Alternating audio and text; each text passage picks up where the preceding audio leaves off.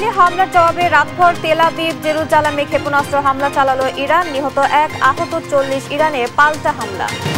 দিনাজপুরের ঘোড়াঘাটে সড়ক দুর্ঘটনায় প্রাণ গেল 5 জনের, আহত 15। মুন্সিগঞ্জের পদ্মা সেতুতে বাস ট্রাক সংঘর্ষে 2 জন নিহত। লন্ডনে ডক্টর ইউনুস তারেক রহমানের একান্ত বৈঠক। বিচার সংস্কারে অগ্রগতি হলে রমজানের আগে নির্বাচন ঐক্যমত্য হবে জুলাই সনদ। প্রধান উপদেষ্টা বলেন, সকল প্রস্তুতি সম্পন্ন করা গেলে 2026 সালের রমজান শুরু হওয়ার আগের সপ্তাহেও নির্বাচন আয়োজন করা যেতে পারে। লন্ডন বৈঠকে নির্বাচন নিয়ে জাতির হতাশা কেটেছে। মন্তব্য মির্জা ফখরুলের। গণতন্ত্র প্রতিষ্ঠায় জাতীয় ঐক্য আরো শক্তিশালী করার আহ্বান। সেই নির্বাচন ইস্যুতে জনাব তারেক রহমানের যে প্রস্তাব প্রধান উপদেষ্টা সম্মত হয়েছেন। ইউনুস তারেক বৈঠকে আস্থা পাচ্ছে বাম দলগুলো। এক দলের সঙ্গে আলাপ করে সিদ্ধান্ত নেওয়াকে অশনি সংকেত বলছে এনসিপি। এবং টেস্ট ওয়ানডে ও টি20 পূর্ণাঙ্গ সিরিজ খেলতে শ্রীলঙ্কায় পৌঁছেছে শান্ত লিটনরা। 17 জুন গোলে প্রথম টেস্টের মধ্য দিয়ে শুরু হবে মিশন। দেখছিলেন শিরোনাম সংবাদ সকালের সঙ্গে আছি আমি আয়েশা বুবলি। এবার বিস্তারিত। শুরুতেই আন্তর্জাতিক প্রসঙ্গ। ইসরায়েলকে লক্ষ্য করে অন্তত 3 বার ক্ষেপণাস্ত্র ছোড়ে ইরান। তেহরানে হামলার জবাবে শুক্রবার রাতে তেল আবিব ও জেরুজালেমে পাল্টা হামলা চালায় ইরান। এই হামলায় প্রাণ গেছে 1 জনের, আহত হন অন্তত 40 জন। রাতে তেল আবিবের সামরিক ও বেসামরিক স্থাপনা লক্ষ্য করে অন্তত 200 ব্যালিস্টিক ক্ষেপণাস্ত্র ছোড়ে ইরান।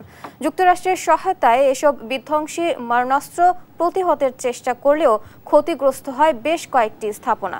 এতে সতর্কতা জারি করে সবাইকে নিরাপদ বাংকারে অবস্থান নেয়ার ঘোষণা দেয় ইসরায়েল। টহল চালিয়ে আহতদের চিকিৎসাও নিশ্চিত করে উদ্ধারকর্মীরা। অপারেশন ট্রু প্রমিস 3 নামে পরিচালিত ইরানের পাল্টা আঘাতের সময় মেহরাবাদ বিমানবন্দরে একটি এবং সর্বোচ্চ ধর্মীয় নেতা আয়াতুল্লাহ খামেনি ও প্রেসিডেন্ট মাসুদ পেজেশকিয়ানের বাসভবন লক্ষ্য করে হামলা চালায় ইসরায়েল। এর আগে ইসরায়েলের 200 ক্ষেপণাস্ত্রের আঘাতে ইরানের শীর্ষ সামরিক কর্মকর্তা সহ প্রাণ গেছে অন্তত 70 জনের। রাইজিং লাইন নামে পরিচালিত এ হামলায় আহত প্রায় 320 জন। এদিকে দ্রুত পারমাণবিক চুক্তি না হলে ইরানে আবারও তীব্র হামলা হবে বলে হুমকি দিয়েছেন মার্কিন প্রেসিডেন্ট ডোনাল্ড ট্রাম্প। অন্যদিকে ইসরায়েলকে কঠোর শাস্তি পেতে হবে বলে পাল্টা হুঁশিয়ারি দিয়েছে ইরান। নীরব দাসের রিপোর্ট।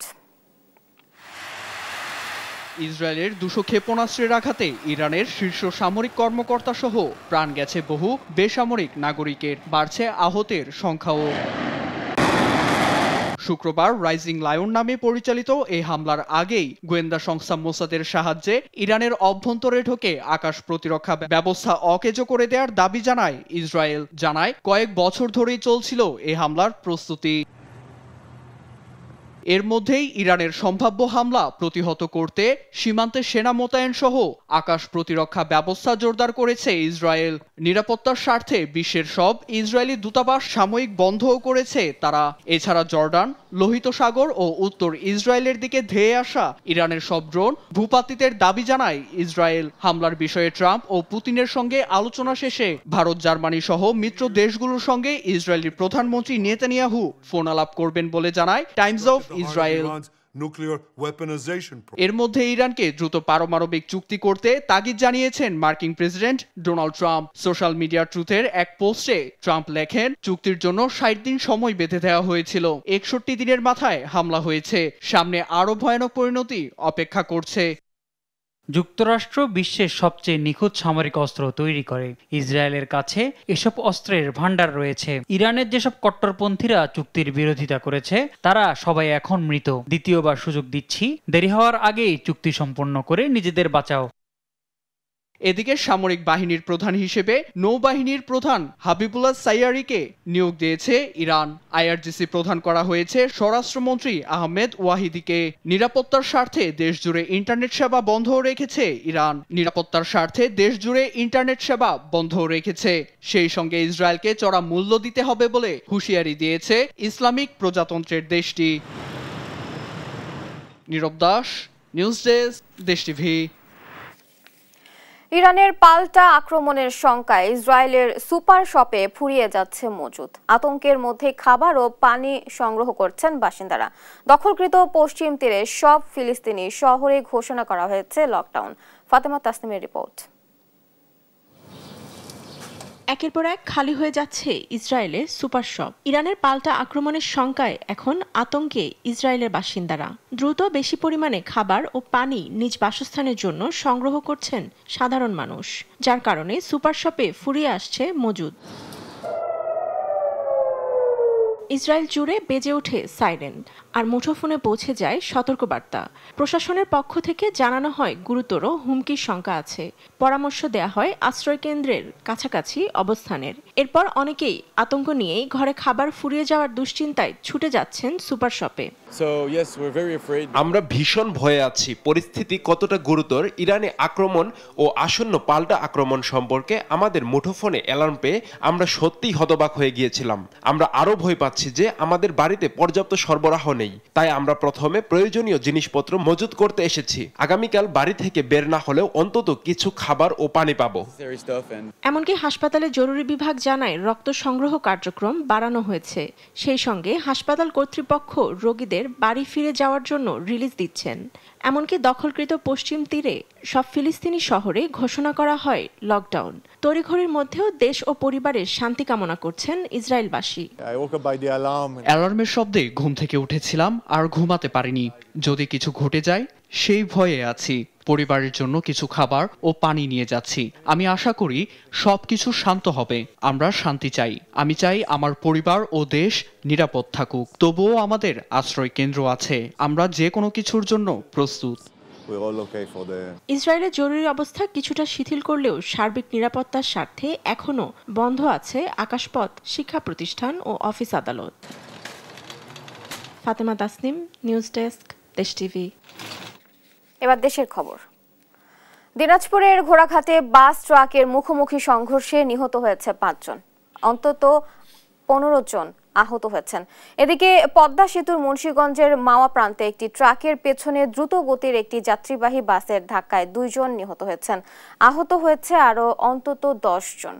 শুক্রবার রাত 3টার দিকে দিনাজপুর ঘোড়াঘাট আঞ্চলিক মহাসড়কের নুরজাহানপুর এলাকায় ঢাকাগামী নাবিল এন্টারপ্রাইজের একটি বাসের সাথে আম বোঝাই ট্রাকের মুখোমুখি সংঘর্ষ হলে ঘটনাস্থলেই বাসের 5 জন যাত্রী নিহত হয়। গুরুতর আহত অবস্থায় 15 জনকে ঘোড়াঘাট স্বাস্থ্য কমপ্লেক্সে নেওয়া হয়েছে। নিহত ও আহতদের পরিচয় এখনও পাওয়া যায়নি বলে জানায় পুলিশ। এদিকে মুন্সিগঞ্জের পদ্মা সেতুতে বাস ট্রাকের সঙ্গে প্রাণ গেছে 2 জনের। আহত হন 10 জন। রাত 11টার দিকে পদ্মা সেতুর মাওয়া প্রান্তে 2 নম্বর পিলারের সামনে এই দুর্ঘটনা ঘটে। শ্রীনগর ফায়ার সার্ভিস ও সিভিল ডিফেন্সের স্টেশন ইনচার্জ জানায়, ইমাদ পরিবহনের একটি যাত্রীবাহী বাস সামনে থাকা ট্রাকের পিছনে ধাক্কা দিলে বাসের সামনের অংশ দুমড়ে মুচড়ে যায়। এতে বাসে থাকা অন্তত 12 জন যাত্রী গুরুতর আহত হয়। ফায়ার সার্ভিসের উদ্ধারকারী দল তাদের উদ্ধার করে শ্রীনগর স্বাস্থ্য কমপ্লেক্সে নিয়ে গেলে দায়িত্বরত চিকিৎসক 2 জনকে মৃত ঘোষণা করেন। সব প্রস্তুতি সম্পূর্ণ হলে আগামী বছরের ফেব্রুয়ারিতে নির্বাচন আয়োজন করা যেতে পারে বলে জানিয়েছেন অন্তর্বর্তী সরকারের প্রধান উপদেষ্টা ডক্টর মোহাম্মদ ইউনূস। যুক্তরাজ্যের লন্ডনের একটি হোটেলে প্রধান উপদেষ্টা ও বিএনপির ভারপ্রাপ্ত চেয়ারম্যান তারেক রহমান বৈঠক করেন। পরে ব্রিফিংয়ে প্রধান উপদেষ্টার নিরাপত্তা উপদেষ্টা খলিলুর রহমান এসব কথা বলেন। বিএনপির স্থায়ী কমিটির সদস্য আমির খসরু মাহমুদ চৌধুরী বলেন, ঐক্যমত্যের ভিত্তিতে হবে সংস্কার ও জুলাই সনদ। সাদ আহমেদের রিপোর্ট। চলমান রাজনৈতিক টানাপোড়েন, নির্বাচনের সময় নিয়ে ধোঁয়াশা, সেই সঙ্গে কেমন হবে আগামীর বাংলাদেশ, সবকিছুর কেন্দ্রবিন্দুতে ছিল প্রধান উপদেষ্টার সঙ্গে তারেক রহমানের বৈঠক। শুক্রবার বাংলাদেশ সময় দুপুর 1টায় লন্ডনের ডরচেস্টার হোটেলের সামনে আসেন বিএনপির ভারপ্রাপ্ত চেয়ারম্যান। তাকে দেখে উচ্ছ্বাসে ফেটে পড়েন সড়কের দুপাশে ব্যানার ও ফেস্টুন হাতে দাঁড়ানো নেতাকর্মীরা। পরে দুপুর 2টা থেকে শুরু হয় এ বৈঠক। শুরুতেই প্রধান উপদেষ্টাকে বিএনপি চেয়ারপারসন বেগম খালেদা জিয়ার সালাম পৌঁছে দেন তার পুত্র তারেক রহমান। পরে 1.5 ঘণ্টা ব্যাপী চলে এই একান্ত বৈঠক। বৈঠকে প্রধান উপদেষ্টার কাছে আগামী রমজানের আগে নির্বাচন আয়োজনের জন্য প্রস্তাব করেন বিএনপির ভারপ্রাপ্ত চেয়ারম্যান। জবাবে প্রধান উপদেষ্টা বলেন, সব প্রস্তুতি সম্পন্ন করা গেলে 2026 সালে রমজান শুরু হওয়ার আগের সপ্তাহে নির্বাচন আয়োজন করা যেতে পারে। সেক্ষেত্রে রমজানের আগে নির্বাচন আয়োজনে সংস্কার ও বিচারের বিষয়ে পর্যাপ্ত অগ্রগতি অর্জন করা প্রয়োজন হবে বলেও মত দেন অধ্যাপক মোহাম্মদ ইউনূস। বৈঠক শেষে প্রধান উপদেষ্টা এবং তারেক রহমানের পক্ষ থেকে যৌথ ব্রিফিং করেন নিরাপত্তা উপদেষ্টা খলিলুর রহমান, বিএনপি স্থায়ী কমিটির সদস্য আমির খসরু মাহমুদ চৌধুরী ও প্রেস সচিব শফিকুল আলম। এ সময় বিএনপি স্থায়ী কমিটির সদস্য বলেন, ঐক্যমতের ভিত্তিতে হবে সংস্কার ও জুলাই সনদ। ঐক্যমতের পরিপ্রেক্ষিতে আমরা সংস্কার এবং জুলাই সনদ দুটাই করব। সকলের ঐক্যমতের পরিপ্রেক্ষিতে সেটা সিদ্ধান্ত নেওয়া হবে এবং এটা আমি নিশ্চিত এটা খুব কম সময়ের মধ্যে আমরা সেই সিদ্ধান্ত নিতে পারব। আর শিগগিরই নির্বাচনের তারিখ ঘোষণা করবে ইসি বলে জানান জাতীয় নিরাপত্তা উপদেষ্টা খলিলুর রহমান। এ সময় নির্বাচনের সময় নিয়ে প্রধান উপদেষ্টা ও তারেক রহমানের বক্তব্য তুলে ধরেন তিনি। নির্বাচন কমিশন আমরা আশা করব শীঘ্রই একটা তারিখ ঘোষণা করবে। জনাব তারেক রহমান প্রধান উপদেষ্টার কাছে আগামী বছরের রমজানের আগে নির্বাচন আয়োজনের প্রস্তাব করেন। প্রধান উপদেষ্টা বলেন যে তিনি আগামী বছর এপ্রিলের প্রথমার্ধের মধ্যে নির্বাচন অনুষ্ঠানের ঘোষণা দিয়েছেন। সকল প্রস্তুতি সম্পন্ন করা গেলে 2026 সালের রমজান শুরু হওয়ার আগের সপ্তাহেও নির্বাচন আয়োজন করা যেতে পারে। সেক্ষেত্রে সেই সময়ের মধ্যে সংস্কার ও বিচারের বিষয়ে পর্যাপ্ত অগ্রগতি অর্জন করা প্রয়োজন হবে। নতুন বাংলাদেশ গড়ার প্রত্যয়ে সবাইকে একসঙ্গে কাজ করার আহ্বানও জানান তারা। সাদ আহমেদ, দেশ টিভি, ঢাকা। প্রধান উপদেষ্টা ও বিএনপির ভারপ্রাপ্ত চেয়ারম্যানের বৈঠকটি সৌহার্দ্যপূর্ণ ও ফলপ্রসূ হয়েছে বলে জানিয়েছেন বিএনপি মহাসচিব মির্জা ফখরুল ইসলাম আলমগীর। নির্বাচন নিয়ে জাতির হতাশা কেটেছে বলে জানান তিনি। গণতন্ত্র প্রতিষ্ঠায় জাতীয় ঐক্য আরও শক্তিশালী করার আহ্বান জানান মির্জা ফখরুল। নিয়াজ মোর্শেদের রিপোর্ট। শুক্রবার লন্ডনে বাংলাদেশ সময় দুপুর 2টায় অনুষ্ঠিত হয় প্রধান উপদেষ্টা ডক্টর মোহাম্মদ ইউনূস ও বিএনপির ভারপ্রাপ্ত চেয়ারম্যান তারেক রহমানের একান্ত বৈঠক। বৈঠকে নির্বাচন সংস্কার ও বিচার সহ নানা বিষয়ে ফলপ্রসূ আলোচনা হয়েছে বলে জানান বিএনপি মহাসচিব মির্জা ফখরুল ইসলাম আলমগীর। বিকেলে গুলশানে দলের চেয়ারপারসনের কার্যালয়ে লন্ডনের বৈঠক নিয়ে তাৎক্ষণিক প্রতিক্রিয়ায় এসব কথা বলেন তিনি। প্রথম একটি বৈঠক যেটা সত্যিকার অর্থে জাতি অত্যন্ত উদ্বিগ্ন ছিল, সেই বৈঠকটিতে আল্লাহর হুকুমে সফল হয়েছে। এ সময় তিনি আরো বলেন, এই বৈঠকের মধ্য দিয়ে নির্বাচন নিয়ে অনিশ্চয়তা কেটে গেছে। জনাব তারেক রহমানের যে প্রস্তাব, যে নির্বাচন যে ঘোষণা করা হয়েছে আপনার এপ্রিলে, যেটা প্রধান উপদেষ্টা ঘোষণা করেছেন, সেটা উপযুক্ত সময় নয় বিধায় তাকে পিছিয়ে নিয়ে আসা। এবং সেই ক্ষেত্রে আমরা অত্যন্ত আনন্দের সঙ্গে, কোনো জাতি আনন্দের সঙ্গে লক্ষ্য করলো যে আপনার এইটাতে প্রধান উপদেষ্টা সম্মত হয়েছেন এবং তারা ফেব্রুয়ারির মাঝামাঝি সময়ে নির্বাচনের সময়সীমা নির্ধারণ করেছেন। অতীতের সব ভুলভ্রান্তি ভুলে আবারও ঐক্যবদ্ধ হওয়ার আহ্বান জানান মির্জা ফখরুল ইসলাম আলমগীর। আসুন আমরা সবাই একসাথে একযোগে জাতীয় ঐক্য সৃষ্টি করে আমরা দেশকে পুনর্গঠনের জন্য, নতুন বাংলাদেশ গঠন করবার জন্য এগিয়ে যাই। মাহবুব তামিম, দেশ টিভি, ঢাকা। যুক্তরাজ্যের লন্ডনে অন্তর্বর্তী সরকারের প্রধান উপদেষ্টা ডক্টর মোহাম্মদ ইউনূস ও বিএনপির ভারপ্রাপ্ত চেয়ারম্যান তারেক রহমানের বৈঠক আগামীর বাংলাদেশের রাজনীতির জন্য ইতিবাচক হিসেবে দেখছেন বিএনপি নেতারা। বলছেন, গণতন্ত্র প্রতিষ্ঠা আর স্বৈরশাসকের বিচার কার্যক্রমে ঐক্যমত্য তৈরি করবে বিএনপি। শাহাদাত নিশাদের রিপোর্ট। বাংলাদেশ সময় দুপুর 2টা লন্ডনের ডরস্টার হোটেলের সামনে এমন উৎসবের আমেজ অন্তর্বর্তী সরকারের প্রধান উপদেষ্টা ডক্টর মোহাম্মদ ইউনূস ও বিএনপির ভারপ্রাপ্ত চেয়ারম্যান তারেক রহমানের বৈঠককে ঘিরে। ব্যানার পেস্টুন নিয়ে বিএনপির নেতাকর্মীরা অবস্থান করেন হোটেলটির সামনে। এমন বহুল প্রতীক্ষিত বৈঠকের সাক্ষী হতে পেরে উচ্ছ্বাসিত তারা। আগামী বাংলাদেশ কেমন হবে, যদি এই মিটিংটা যদি সাকসেসফুল মিটিং হয় তাহলে আগামী বাংলাদেশটা খুবই সুন্দর হবে। তো আমরা এই আশা করি যে আজকের এই মিটিংটা অনেক ফলপ্রসূ হবে। আগামী দিনে যে নির্বাচনকে কেন্দ্র নিয়ে যে ধোঁয়াশা সৃষ্টি হয়েছে, সেই ধোঁয়াশা উত্তরণ হবে এবং বাংলাদেশে একটি গণতান্ত্রিক ধারা চলমান থাকবে। এই মিটিংকে ঘিরে বাংলাদেশ সহ সারা বিশ্বের যত বাংলাদেশি মানুষ আছে সবাই অধিক আগ্রহে বসে আছে। প্রধান উপদেষ্টা ও তারেক রহমানের এই বৈঠক থেকে নতুন বাংলাদেশের নতুন রাজনৈতিক অধ্যায়ের সূচনা হবে বলে মনে করেন বিএনপি নেতারা। পারস্পরিক আলোচনার মাধ্যমে এবং তাদের যে করমর্দনের মাধ্যমে আপনারা বুঝতে পেরেছেন যে নিশ্চয়ই একটা ফলপ্রসূ আলোচনা হয়েছে এবং সেই আলোচনার প্রেক্ষিতে অবশ্যই আমি মনে করি যে একটা ভালো ফল দিবে এবং এই মতবিরোধ বা দ্বৈততা যেটা আপনারা মিন করছেন সেটা হয়তো থাকবে না। একই সঙ্গে এই বৈঠকের মধ্য দিয়ে গণতন্ত্রের সুবাতাস বইবে বলেও মনে করছেন বিএনপির কেন্দ্রীয় নেতারা। গণতন্ত্র যতবার হচট খেয়েছে, যতবার হত্যা হয়েছে, ততবারই কিন্তু জিয়া পরিবার এগিয়ে এসে, এবারও যেহেতু জিয়া পরিবার থেকে তারেক রহমান এগিয়ে এসে, অবশ্যই বাংলাদেশের এই গণতন্ত্র আরো ভাইব্রেন্ট হবে, আরো গতিশীল হবে। বৈঠকে নির্বাচন এগিয়ে আনার বিষয়টি বাস্তবায়িত হলে সেটিও রাজনৈতিকভাবে ইতিবাচক হবে বলে মনে করেন বিএনপি নেতারা। সাদাত নিশাদ, দেশ টিভি, ঢাকা।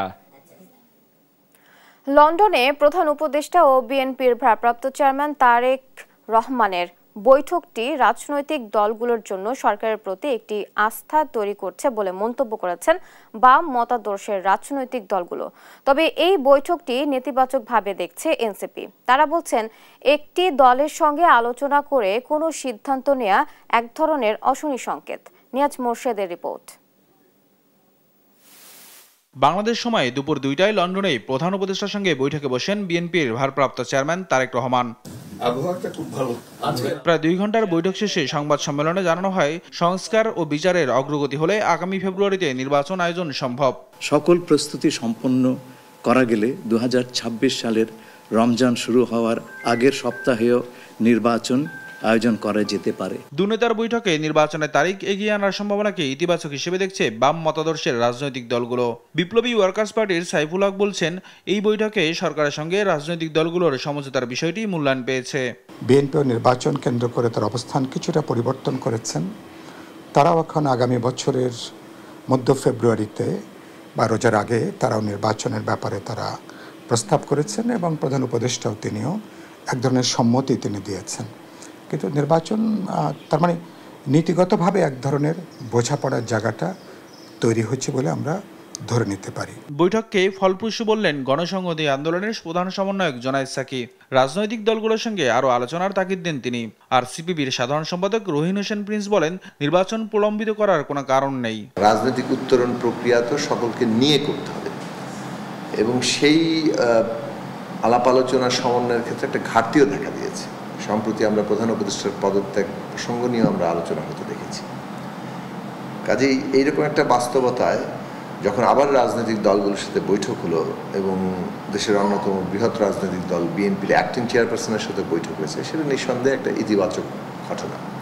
আমরা মনে করি যে সংস্কারের প্রধান কাজ হচ্ছে সুষ্ঠু, অবাধ, গ্রহণযোগ্য নির্বাচনের জন্য পর্যাপ্ত সংস্কার করা এবং 2024 গণঅভ্যুত্থানের আগে যে হত্যাযজ্ঞ সংঘটিত হয়েছে তার বিচার দৃশ্যমান করা। তবে এনসিপির নেতারা এই বৈঠককে ভিন্ন আঙ্গিকে দেখছেন। বলছেন, একটি দলের সঙ্গে আলাপ করে নির্বাচন বিষয়ে কোনো সিদ্ধান্ত নেওয়া অশনি সংকেত। বাংলাদেশের জনগণের যে প্রত্যাশা ছিল সেটা আমরা আজকে দেখেছি। একটি দলের সাথে মিটিং হয়েছে এবং সেই প্রত্যাশার কোনো আমরা জায়গা দেখি নাই। আমরা সেখানে জুলাই ঘোষণাপত্রের কোনো স্পষ্টতা সরকার থেকে এই পর্যন্ত কোনো বার্তা দেখি নাই। আমরা বিচার প্রশ্নে এই পর্যন্ত কোনো স্পষ্ট সরকার থেকে বার্তা দেখি নাই। নির্বাচন কমিশনের নিরপেক্ষতা নিয়েও প্রশ্ন তোলেন জাতীয় নাগরিক পার্টি এনসিপির নেতারা। নিয়াজ মোর্শেদ, দেশ টিভি, ঢাকা। বাংলাদেশের চলমান অর্থনৈতিক পুনরুদ্ধার প্রচেষ্টা এবং রোহিঙ্গা শরণার্থী শিশুদের জন্য শিক্ষার সুযোগ বৃদ্ধির জরুরি প্রয়োজনীয়তা নিয়ে প্রধান উপদেষ্টা অধ্যাপক মোহাম্মদ ইউনূস ও সাবেক ব্রিটিশ প্রধানমন্ত্রী গর্ডন ব্রাউনের মধ্যে এক ফোনালাপ হয়েছে। শুক্রবার এই ফোনালাপে ব্রাউন ইউনূসের নেতৃত্বে প্রশংসা করে রোহিঙ্গা শিবিরে শিক্ষার সুযোগ বাড়াতে সহযোগিতার আগ্রহ জানান। দুই নেতা বাংলাদেশের শরণার্থী শিবিরে বসবাসকারী রোহিঙ্গা শিশুদের শিক্ষাগত দুর্দশার বিষয়ে গভীর উদ্বেগ প্রকাশ করেন এবং কার্যকর পদক্ষেপের প্রয়োজনীয়তার উপর জোর দেন। ব্রাউন শিগগির বাংলাদেশ সফরের ইচ্ছাও প্রকাশ করেন। এছাড়া এদিন যুক্তরাজ্যের এফসিডিরও দক্ষিণ এশিয়া বিভাগের প্রধান লেসলি গ্রেগ ও কমডোর ওয়ালি প্রধান উপদেষ্টার সঙ্গে সাক্ষাৎ করেন। তারা বাংলাদেশ নৌবাহিনীর জন্য প্রস্তাবিত সমুদ্র জরিপ জাহাজ HMS এন্টারপ্রাইজ সম্পর্কে বিস্তারিত তুলে ধরেন। ডক্টর ইউনূস এই জাহাজের মাধ্যমে বাংলাদেশের সামুদ্রিক গবেষণা, জলবায়ু পরিবর্তন, জীববৈচিত্র্য সংরক্ষণ ও সম্পদ অনুসন্ধানের সুযোগ বাড়বে বলে আশাবাদ জানান।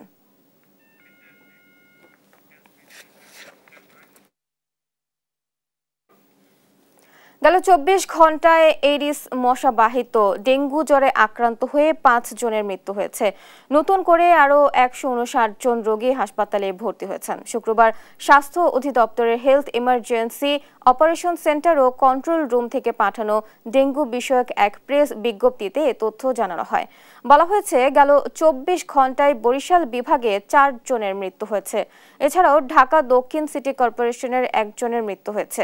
চলতি বছরের এখন পর্যন্ত একদিনে ডেঙ্গুতে এটি সর্বোচ্চ মৃত্যু। সব মিলিয়ে এবছর ডেঙ্গুতে ২৮ জনের মৃত্যু হয়েছে। দেশে একদিনের ব্যবধানে করোনায় আক্রান্তের সংখ্যা বেড়েছে। সবশেষ গত ২৪ ঘন্টায় এ ভাইরাসে আক্রান্ত হয়েছেন ১৫ জন। এ সময় ভাইরাসটিতে আক্রান্ত হয়ে মৃত্যু হয়েছে ২ জন। এমন পরিস্থিতিতে স্থল, নৌ এবং আন্তর্জাতিক বিমানবন্দরে স্ক্রিনিং সহ স্বাস্থ্য সুরক্ষায় সতর্কতামূলক নির্দেশনা দিয়েছে সরকার। এছাড়াও দেশের প্রতিটি হাসপাতালে করোনা কর্নার খোলারও নির্দেশ দিয়েছেন স্বাস্থ্য অধিদপ্তর। তাইফুর রহমান তুহিনের প্রতিবেদন। দেশে প্রথম করোনা ভাইরাসের রোগী শনাক্ত হয় ২০২০ সালের ৮ মার্চ। এরপর থেকে এর ভয়াবহ রূপ ছড়িয়ে পড়ে পুরো দেশে। আক্রান্ত হয় ২০ লাখেরও বেশি মানুষ, মৃত্যু হয় ২৯,৫০০ মানুষের। এর দীর্ঘ সময় পর আবারও দেশে করোনার প্রকোপ দেখা দিয়েছে। বাড়ছে আক্রান্ত রোগীর সংখ্যা। স্বাস্থ্য অধিদপ্তরের তথ্য বলছে, সবশেষ গত ২৪ ঘন্টায় ১৭৪ জনের নমুনা পরীক্ষায় করোনা শনাক্ত হয় ১৫ জন। এ সময় মারা যায় ২ জন। মহাখালী ডিএনসিসি করোনা ডেডিকেটেড হাসপাতালে বাড়তে শুরু করেছে জ্বর, ঠান্ডা, কাশি সহ নানা উপসর্গ নিয়ে আসা রোগীদের সংখ্যা। ঠান্ডা জ্বর একদম পানি ভরে 2 দিন তো এই জন্য দেখাইতে আসছি। জ্বর ছিল 103 পর্যন্ত, তারপরে হচ্ছে শরীর ব্যথা, প্রচন্ড ব্যথা, মাথা ব্যথা, মানে দাঁড়াইতে পারছে না, পড়ে যাচ্ছে আর কি। জ্বর হয়েছিল ৫-৭ দিন আগে, এখন তার পা ফুলে গেছে, প্রত্যেকটা জয়েন্টে তার ব্যথা। করোনা আসছে কিনা, নেগেটিভ আসছে কিনা এটা দেখতে হবে। কর্তব্যরত চিকিৎসক জানান, এবারের করোনায় নতুন কিছু ভেরিয়েন্ট যুক্ত হওয়ায় সংখ্যা বাড়ছে। ইদানিং আমরা দেখছি যে অনেক পেশেন্ট আসছে যাদের মাসেল পেনটাই প্রধান, জয়েন্ট পেনটাই প্রধান, তারা সেই রকম সিমটম নিয়েও কিন্তু তাদের পজিটিভ আসছে। আমরা এই ডিফারেন্সটা এবার গতবারে যে ওয়েভটা ছিল ২০-২১-এ তার সাথে আমরা দেখছি। চলতি বছর দেশে এখন পর্যন্ত ২৫ শতাধিক করোনা রোগী শনাক্ত হয়েছে। এমন পরিস্থিতিতে স্থল, নৌ ও আন্তর্জাতিক বিমানবন্দরে স্ক্যানিং সহ স্বাস্থ্য সুরক্ষায় সতর্কতামূলক নির্দেশনা দিয়েছে সরকার। এছাড়াও বিনা প্রয়োজনে বিদেশে ভ্রমণ, মাস্ক পরা সহ বিভিন্ন পরামর্শ দিয়েছে স্বাস্থ্য অধিদপ্তর। তাইফুর রহমান তুহিন, দেশ টিভি, ঢাকা। নওগাঁয় বাংলাদেশের কৃষি ও পশুপালন খাতে এক নতুন দিগন্ত উন্মোচন হয়েছে। এই প্রথমবারের মতো এখানে ব্যবহার করা হচ্ছে আধুনিক সাইলেজ কাটার এবং সাইলেজ বেলার মেশিন।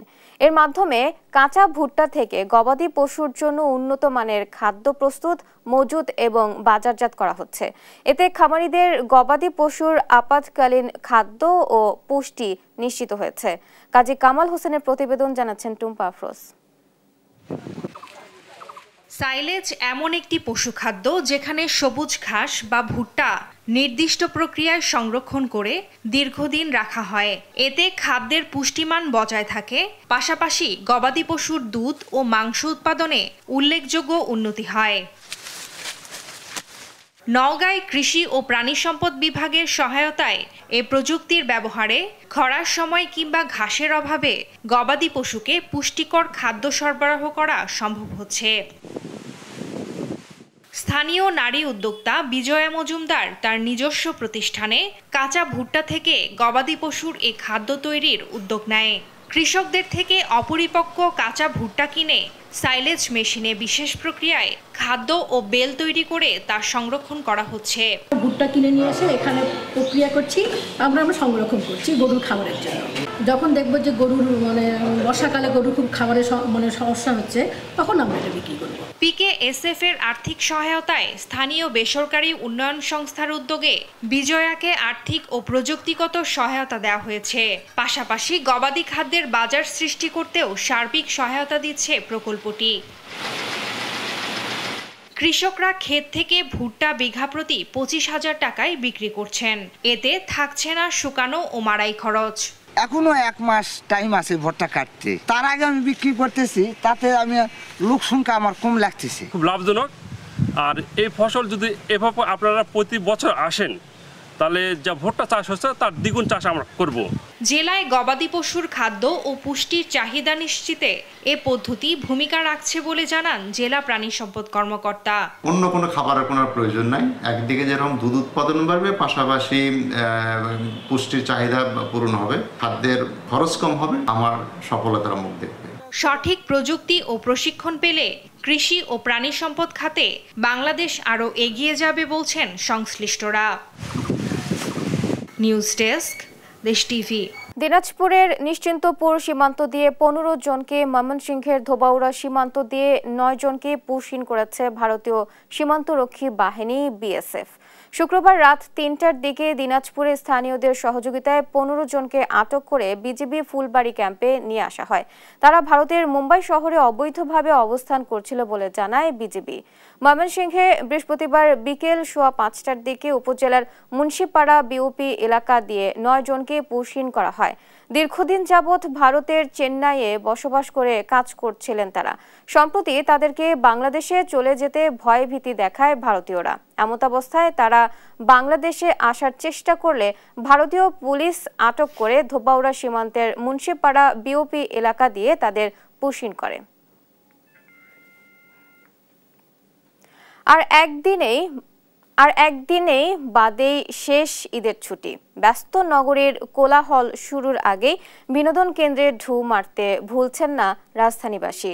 সাভারের ফ্যান্টাসি কিংডম ঘুরে দেখা যায় সব বয়সী মানুষ মেতে উঠেছে আনন্দ উল্লাসে। তাই তো খরচ বেশি হওয়া সত্ত্বেও স্বজনদের সাথে একত্রতা হতে ভুলছেন না তারা। জান্নাতুল মোহনার রিপোর্ট। ঈদের আনন্দকে আরো রঙিন করে তুলতে ফ্যান্টাসি কিংডম সেজেছে নতুন রূপে। তাই তো ছুটির শেষ মুহূর্তেও দর্শনার্থীরা আসছেন পরিবার পরিজন নিয়ে। বাচ্চা ছেলে নিয়ে, ওয়াইফ নিয়ে আনন্দ করতে আসছি। এমনি শুধু নাম শুনছি বা ভিডিও দেখছি, কিন্তু কখনো আসা হয় না, এই ফার্স্ট টাইম। অনেক ভালোই লাগতেছে। এখানে রয়েছে ছোট থেকে বড় সবার জন্য থ্রিলিং সব রাইড, যেখানে প্রতিটি মুহূর্ত হয়ে উঠবে অবিস্মরণীয়। Roller coaster, magic carpet, Santa মারিয়ার মতো অ্যাডভেঞ্চারাস রাইডে উঠতে পিছপা হননি অনেকে। আমি তো ইন্ডিয়া থেকে আসছি, তো ওইখানে রেখে এখানে চলে আসছি। ফ্যান্টাসি কিংডমের মজাই আলাদা। তবে ওয়াটার কিংডমে ভিড় সবচেয়ে বেশি।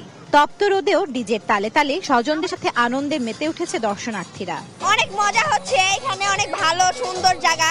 কালকে থেকে আসলে অফিস শুরু, তো আজকে শেষ ঈদের শেষ এনজয়টা আজকে করতেছি, খুবই ভালো লাগছে।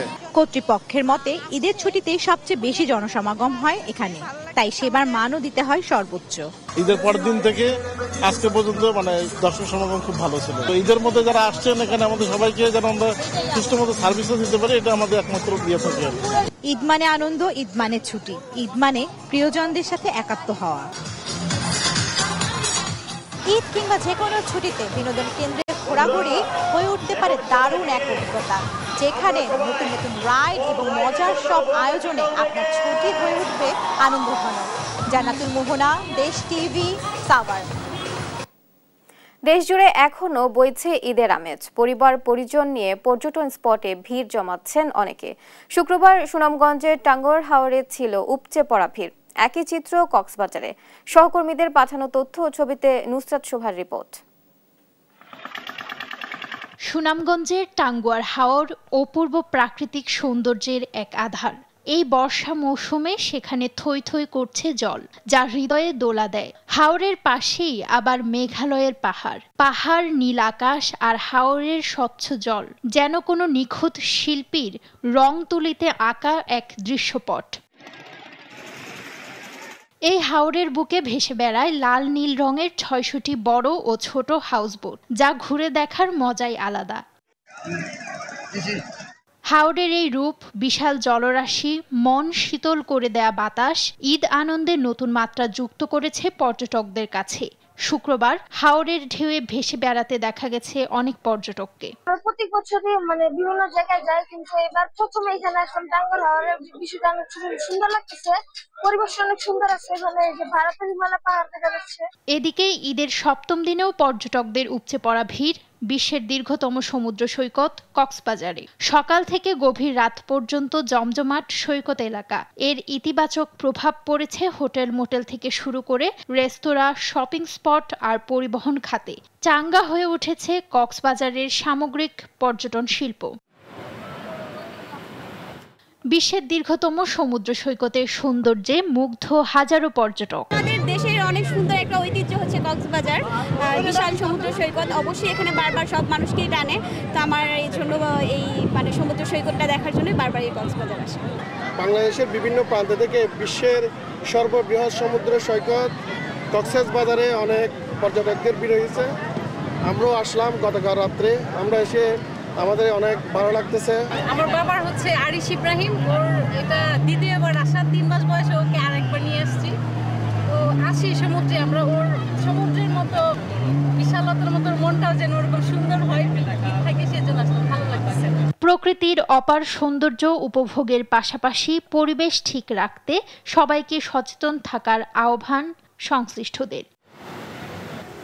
নুসরাত শোভা, নিউজ ডেস্ক, দেশ টিভি।